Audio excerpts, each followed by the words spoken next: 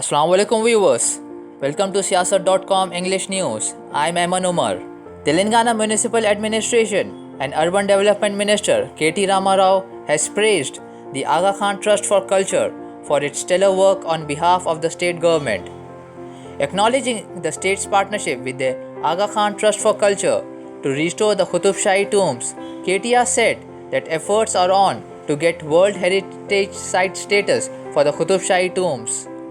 The Telangana minister said that the state government is working towards connecting the Qutub Shahi tombs and the Golconda Fort through its historic pathway, which is currently being encroached upon.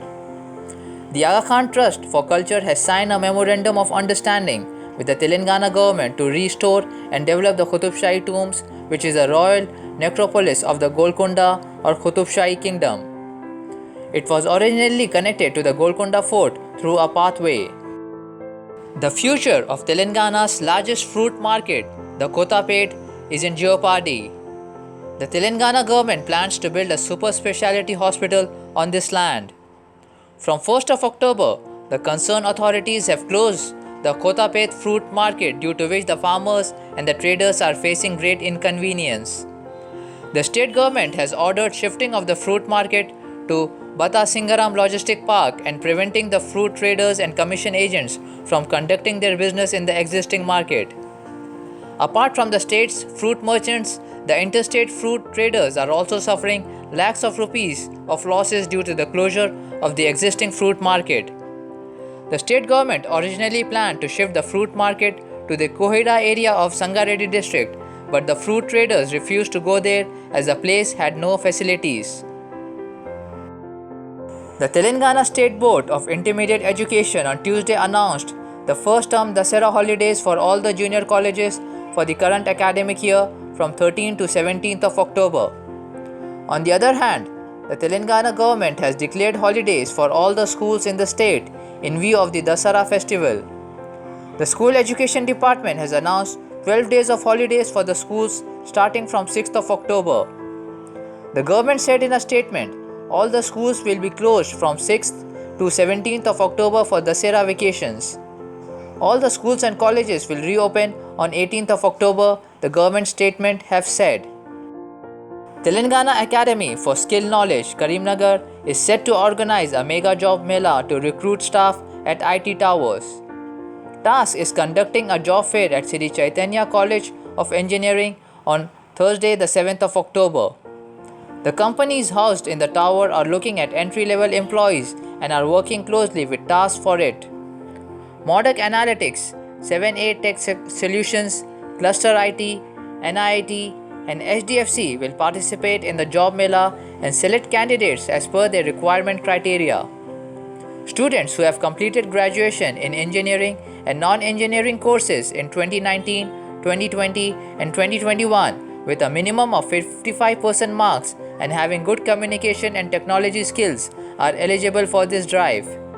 Aspirants were asked to report at 8:30 am. The petroleum companies have hiked the price of domestic liquefied petroleum gas or LPG cylinders by 15 rupees. The new rates are effective from today. Now the price of a non-subsidized 14.2 kg domestic cylinder in Delhi will be 899.5 rupees paisa, while the new rate of 5 kg domestic cylinder stands at 502 rupees. Earlier on 1st of October, petroleum companies hiked the price of commercial liquefied petroleum gas or LPG cylinders by 43 rupees 0.5 paisa. The violence in Lakhimpur Kheri district, Uttar Pradesh was a well-planned conspiracy by Ashish Mishra, son of Union Minister Ajay Mishra, the first information report filed by the police have stated, and NDTV has reported. The FIR was lodged on 4th of October based on a complaint by Jagjit Singh, a resident of Nanpara village in Uttar Pradesh, Bairech district. 8 people were killed in the violence that folded on 3rd of October during a protest against the centre's new agricultural laws.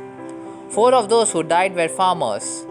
Ashish Mishra had drove into the gathering of protesting farmers, gun blazing, in which one farmer had died. The act of mowing down the farmers was a well-planned conspiracy by the minister and his son, read the FIR, which was released on 5th of October by the Uttar Pradesh police. The Union Minister's son has been booked under various charges, including murder and causing death by negligence in the FIR.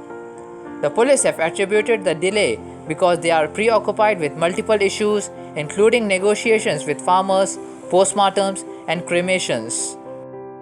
Palestinian President Mahmoud Abbas told a visiting US official that he is ready to go for a peace process with Israel based on international resolutions.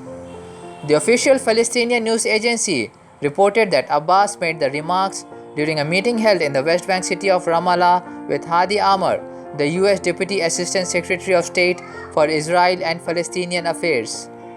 Abbas told Amr that it is necessary to hold an international conference for peace in the Middle East under an international framework to end the Israeli occupation and establish a Palestinian state based on 1967 borders.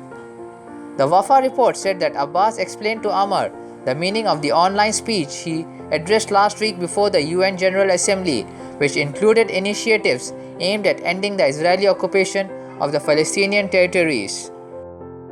The Kingdom of Saudi Arabia Ministry of Interior on Tuesday announced the direct entry of education staff from countries facing travel ban, including India. According to the ministry's decision to include the following categories of foreigners from the travel ban countries are faculty members and the like in universities, colleges and institutes, teachers in general education, training authority at the Technical and Vocational Training Corporation and training institutes, and scholarship students. They do not need to spend 14 days in a third country between their departure from their countries and their arrival in the kingdom. Anyone who has received a single dose of the vaccine or has finished receiving its doses inside the kingdom shall be exempted from institutional quarantine. The ministry stressed the need for everyone to adhere to precautionary measures and preventive protocols and do not be lenient in applying health requirements. That's it for today. Thank you, viewers.